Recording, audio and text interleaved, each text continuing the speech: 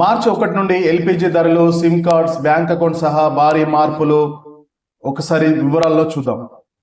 మార్చి 1 నుంచి దేశవ్యాప్తంగా అనేక నిబంధనలు అమల్లోకి వస్తున్నాయి. ముఖ్యంగా రైలు టికెట్ బుకింగ్స్, ఎల్పిజి సిలిండర్ ధరలు, సిమ్ కార్డులు, bank accounts, UPI, messaging apps వంటి వాటిపై పలు మార్పులు రాబోతున్నాయి. ఇవి సాధారణ ప్రజల ఆర్థిక డిజిటల్ లావాదేవీలపై ప్రభావం చూపేలా ఉండబోతున్నాయని తెలుస్తుంది. అంతేకాకుండా ప్రజల భద్రతను పెంచడానికి, అలాగే సైబర్ మోసాలను అరికట్టడానికి, మరిన్ని సేవలు మెరుగుపరచడానికి ఈ నిబంధనలు అమలు కానున్నాయి. ఇప్పుడు వాటి గురించి తెలుసుకుందాం. ముఖ్యంగా మొదటిది rail ticket bookings. Indian railways digital సేవలో కీలక మార్పులు తీసుకొచ్చాయి.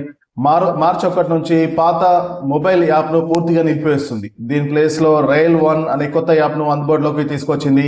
ఇకపై మార్చి 1 నుంచి ఈ యాప్ ద్వారానే రైల్వే సేవలు అందనున్నాయి.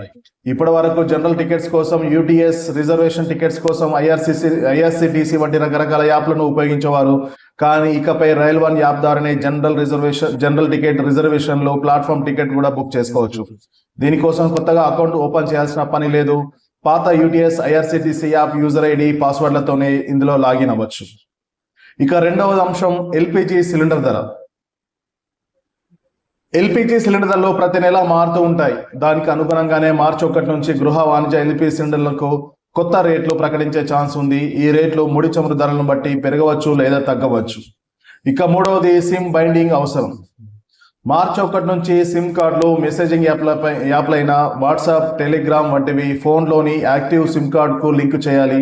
ఒకవేళ సిమ్కు లింక్ చేయకపోతే యాప్స్ను ఉపయోగించలేరు. అంటే దీని అర్థం ఏ ఫోన్ నెంబర్తో అయితే వాట్సాప్, టెలిగ్రామ్ యాప్లు ఉపయోగిస్తున్నారో ఆ ఫోన్లో తప్పనిసరిగా యాక్టివ్ సిమ్ కార్డు ఉండాలి. ఒకవేళ మీరు వెబ్ డెస్క్టాప్ వినియోగదారులైతే ప్రతి 6 గంటలకు ఒకసారి లాగిన్ అవ్వాల్సి ఉంటుంది. దీని ముఖ్య ఉద్దేశం డిజిటల్ మోసాలు, ఫేక్ అకౌంట్లను అరికట్టడానికి కేంద్ర టెలికమ్యూనికేషన్ శాఖ ఈ నిబంధనను తప్పనిసరి చేసింది. ఇక కనీస బ్యాలెన్స్ నిబంధనలో మార్పు. మార్చి 1 నుంచి బ్యాంకింగ్, ఫైనాన్స్ లో కూడా పలు మార్పులు రాబోతున్నాయి. కొన్ని బ్యాంకులు కనీస బ్యాలెన్స్ అవసరాలను మార్చవచ్చు లేదా పొదుపు ఖాతా నియమాలను అప్డేట్ చేయవచ్చు. ముఖ్యంగా మీ క్రెడిట్ స్కోర్ అప్డేట్ ప్రక్రియ మరింత స్పీడ్ కానుంది.